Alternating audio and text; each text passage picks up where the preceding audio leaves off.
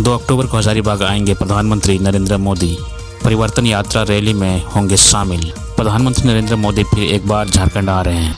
इस बार 2 अक्टूबर को हजारीबाग में परिवर्तन यात्रा के समापन में शामिल होने आ रहे हैं। 17 दिनों के अंतराल में यह उनका दूसरा झारखंड दौरा है। वे सबसे पहले रांची आएंगे। यहाँ वे राज्य के 32 जनजाति समाज के करीब 800 लोगों को संबोधित करेंगे। इसके बाद वे हजारीबाग में जनसभा को संबोधित करते हुए परिवर्तन यात्रा रैली का समापन करेंगे। बता दें कि इससे पहले प्रधानमंत्री 15 सितंबर को रांची और जमशेदपुर आए थे। यहाँ उन्होंने 6 वंदे भारत एक्सप्रेस को हरी झंडी दिखाई थी। इस बार वे गांधी जयंती के दिन परिवर्तन यात्रा में शामिल होने आ रहे हैं। पहले परिवर्तन यात्रा का समापन 3 अक्टूबर को होने वाला था, पर कार्यक्रम को एक दिन पहले ही खत्म किया जा रहा है।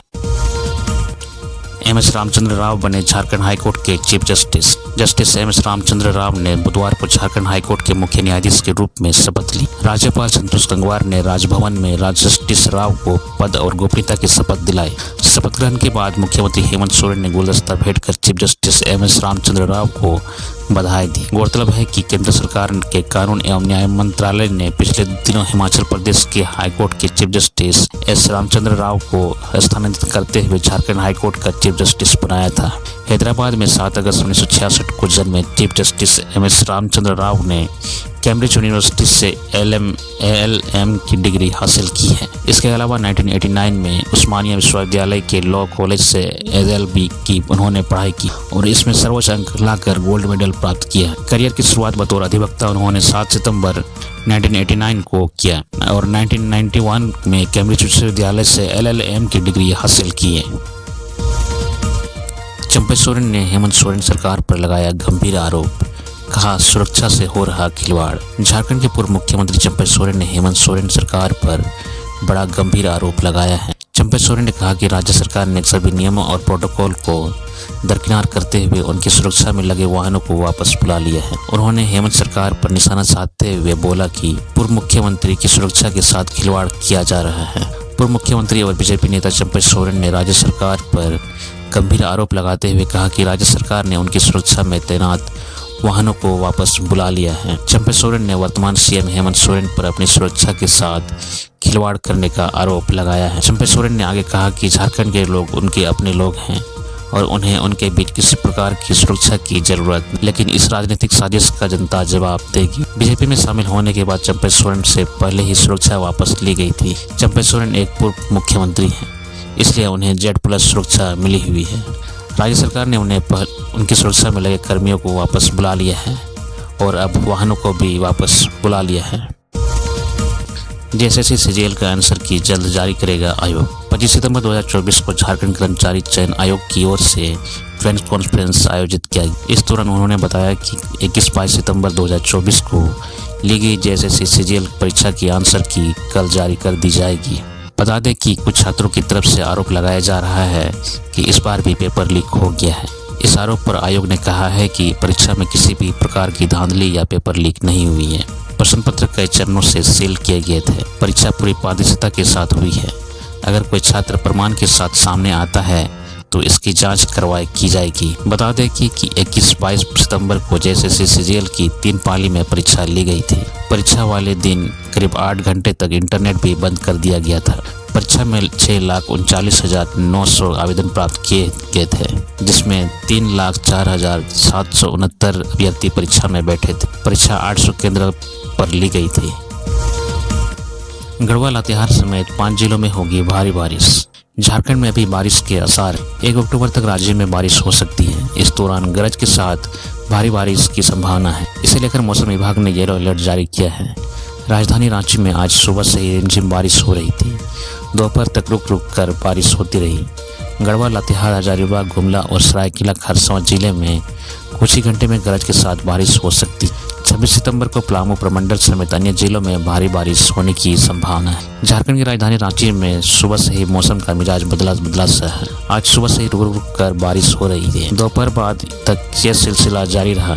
झारखंड के गढ़वा, लातेहार, हजारीबाग, गुमला और सरायकेला खरसावां जिले के कुछ भागों में अगले 2 से 3 घंटे गरज के साथ हल्के से मध्यम दर्जे की बारिश हो सकती है। इस दौरान वज्रपात की भी आशंका व्यक्त की गई है। मौसम विभाग ने अपने पूर्वानुमान में बताया है कि झारखंड में 25 सितंबर से लेकर 27 सितंबर तक वज्रपात हो सकता है। रांची समेत सभी जिलों में वज्रपात की आशंका है। इसे लेकर IMD ने येलो अलर्ट जारी किया है। गोंदुलपाड़ा खनन परियोजना में रैयतों को मिलेंगे प्रति एकड़ 25 लाख रुपए। हजारीबाग के बड़का गांव में गोंदुलपाड़ा खनन परियोजना के तहत सेक्शन 19 लगाए जाने की प्रक्रिया पूरी हुई। यह खनन शुरू होने की दिशा में एक महत्वपूर्ण कदम है। इसके तहत मुआवजे की राशि प्रति एकड़ 24,56,986 रुपये होगी। इसके अलावा रोजगार के अवसर मिलेंगे।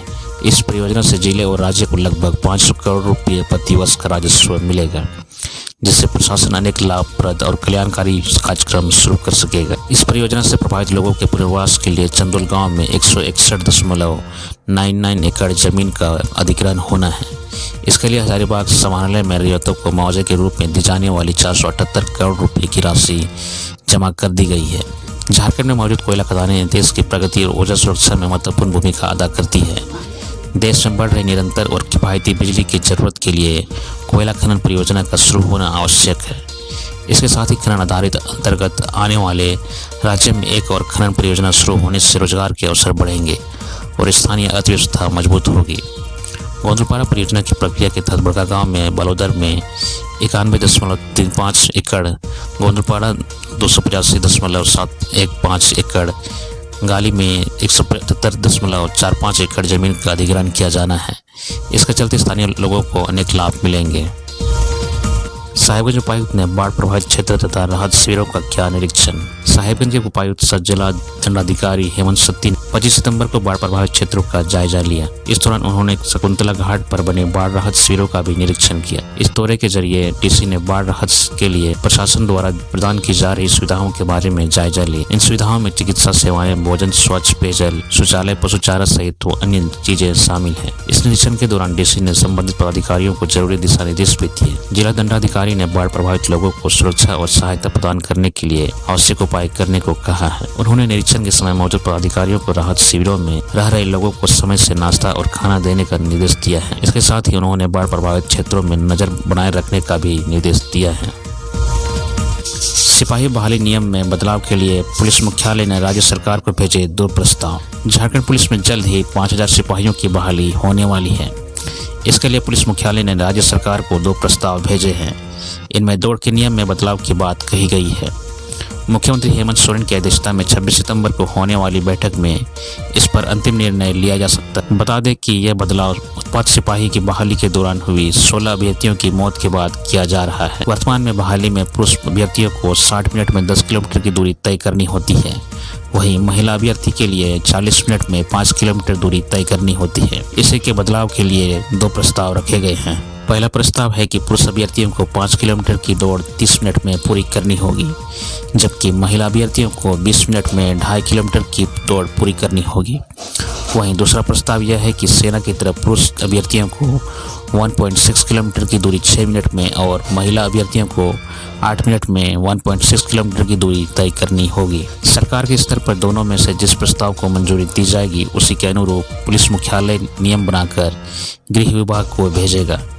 फिर गृह विभाग से अधिसूचना जारी होगी। इसके बाद ही आयोग से झारखंड पुलिस में बहाली को लेकर विज्ञापन प्रकाशित किया जाएगा। झारखंड में 46,031 सैया बीटीटी और एसटीटी को मिलेगा प्रोत्साहन राशि का लाभ। राज्य सरकार ने सैयाओं को प्रोत्साहन के लिए 108.34 करोड़ रुपए की स्वीकृति दी है। राष्ट्रीय स्वास्थ्य मिशन के तहत अब सैया साथी, प्रखंड प्रशिक्षक दल बीटीटी और राष्ट्रीय प्रशिक्षक दल एसटीटी को बढ़ी हुई प्रोत्साहन राशि मिलेगी। इसका लाभ 46,031 सैया बीटीटी और एसटीटी को दिया जाएगा। राज्य सरकार द्वारा सैया को प्रोत्साहन राशि पर 103.11 करोड़ रुपये खर्च किए जाएंगे। राज्य सरकार ने आदेश जारी किया है कि झारखंड की सैयाओं को अब 2,000 रुपये प्रति माह मिलेंगे। इसमें राष्ट्रीय स्वास्थ्य मिशन के तहत ग्रामीण इलाकों में सैयाओं की संख्या करीब 39,964 है, जबकि शहरी इलाकों में सैयाओं की संख्या लगभग 3,000 है। सैया साथी को प्रतिदिन 50 रुपये के हिसाब से प्रोत्साहन राशि दी जाएगी। इसमें राज्य सरकार की करीब 3.48 करोड़ रुपए खर्च करेंगी। सैयद साथी की ग्रामीण संख्या ग्रामीण क्षेत्र में 2295 और शहरी इलाके में 125 है। इसी तरह से बीटीटी को भी 80 रुपये प्रतिदिन के हिसाब से प्रोत्साहन राशि मिलेगी। राज्य में कुल 699 बीटीटी हैं, जिनके प्रोत्साहन राशि पर राज्य सरकार 1.61 करोड़ रुपए खर्च करेगी। वहीं एसटीटी की प्रोत्साहन राशि पर राज्य सरकार द्वारा 13.82 लाख रुपए खर्च किए जाएंगे। इनकी संख्या राज्य में 48 है। इन्हें 100 रुपये प्रतिदिन के हिसाब से प्रोत्साहन राशि मिलेगी। जामताड़ा में पुलिस ने 4 साइबर अपराधियों को रंगे हाथ पकड़ा। बैंक अधिकारी बनकर करते थे ठगी। जामताड़ा पुलिस ने मंगलवार को एक बड़ी कार्रवाई में 4 साइबर अपराधियों को गिरफ्तार किया है। अपराधियों के पास से 18 मोबाइल, 16 फर्जी SIM card, 10 ATM card, 6 bank passbook, 2 आधार कार्ड, 2 पैन कार्ड और 34,600 रुपये नकद बरामद किए हैं। एडिशनल एसपी अमित कुमार ने बताया कि पुलिस को गुप्त सूचना मिली थी कि करमटन के विभिन्न गांवों में साइबर अपराधी एक साथ जमा होकर साइबर क्राइम कर रहे हैं। इसके बाद पुलिस की एक विशेष टीम गठित की गई और छापेमारी की गई। गिरफ्तार साइबर अपराधियों में विश्वरूप दत्ता, राकेश दास, महरून अंसारी और जितेंद्र सिंह शामिल हैं। एडिशनल एसपी ने बताया कि फर्जी आरोपी बैंक अधिकारी बनकर लोगों को फोन करते थे और 16 अंकों का एटीएम नंबर और ओटीपी प्राप्त कर लेते थे। इसके बाद विभिन्न फर्जी बैंक खातों से पैसा ट्रांसफर कर ठगी करते थे। पुलिस ने साइबर थाना में मामला दर्ज करते हुए सभी आरोपियों को न्यायिक अभिरक्षा में जामताड़ा जेल भेज दिया गया है।